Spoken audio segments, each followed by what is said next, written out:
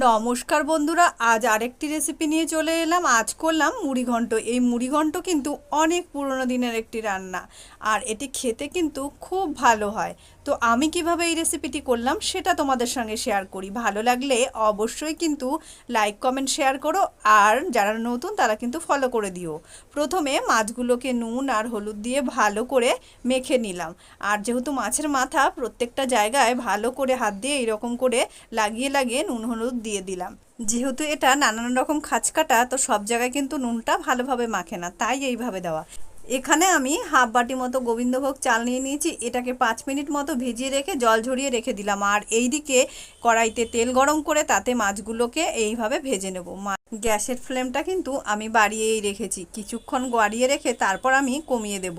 আর যেহেতু মাছ ভাজার সময় কিন্তু গ্যাসের আঁচটাকে অবশ্যই বাড়িয়ে রাখতে হয়। তো দেখো, এই পাশটা একদম লালচে হয়ে ভাজা হয়ে গেছে। খুব কড়া করেই ভেজে নিলাম। আর একটু কম হলেও অসুবিধা হতো না। তো দুটো পাটি আমি এরকম করে ভেজে নিলাম। একে একে বাকি মাছের মাথাগুলো ভেজে তুলে নিয়েছি। ওই তেলে দিয়ে দিলাম ছোট ছোট টুকরো করে কেটে রাখা আলুগুলোকে 1 চামচ লবণ দিয়ে একদম হালকা আঁচে আস্তে আস্তে ঢেকে ঢেকে ভেজে নেব। আলুগুলোকে এমনি করে ভাজতে হবে যাতে পুরোপুরি সেদ্ধ হয়ে যায়, 95% সেদ্ধ হয়ে যায়। 1 চামচ হলুদও অ্যাড করে দিলাম, দিয়ে এবার এগুলোকে ঢেকে দেব। ঢাকনা তুলে দেখছি মোটামুটি সেদ্ধ হয়েছে, এখনও পুরোপুরি হয়নি। তো আর একটু নেড়ে চেড়ে ভেজে নিলাম। তো পুরোপুরি দেখো একদম লালচে লালচে করে আমি ভেজে তুলেছি, যাতে আলুটা পুরোপুরি ভাজা হয়ে যায়, নরমও হয়ে যায়।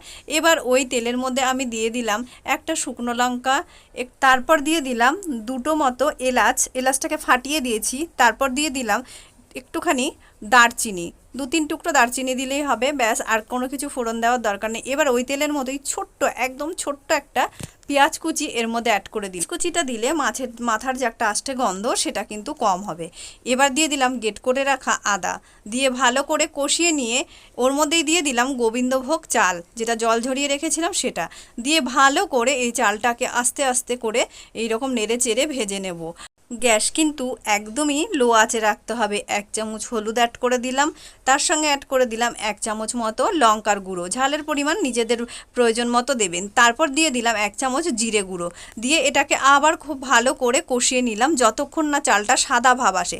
চালটা যখন সাদা সাদা ভাব হয়ে আসবে তখন ওর মধ্যে ভেজে রাখা আলুগুলোকে দিয়ে একটুখানি নাড়াচাড়া করে এর মধ্যে আমি অ্যাড করে দেবো 2 বাটি মতো জল। এই বাটিটা দিয়ে আমি 2 বাটি মতো জল দিয়েছিলাম, যেহেতু চালটা সেদ্ধ হবে প্লাস মাছের মাথাটা যখন দেবো অনেকটাই জল শুষে নেবে। আর এর মধ্যে অ্যাড করে দিলাম একবারে আমি কিন্তু চিনিও অ্যাড করে দিলাম। এবার আমি ভেজে রাখা মাছের মাথাটাকে দিয়ে দিলাম।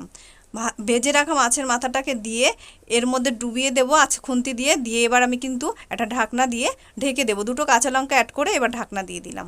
ঢাকনা দিয়ে 5 মিনিট মতো আমি রেখেছিলাম। 5 মিনিটে হাই ফ্লেমে ছিল। তারপর দেখছি এগুলো মোটামুটি জল শুকিয়ে এসছে আর চালটাও সেদ্ধ হয়ে এসছে। আরও 5 মিনিট মতো ঢেকে রেখেছিলাম। তারপর গরম মশলা দিয়ে দিলাম।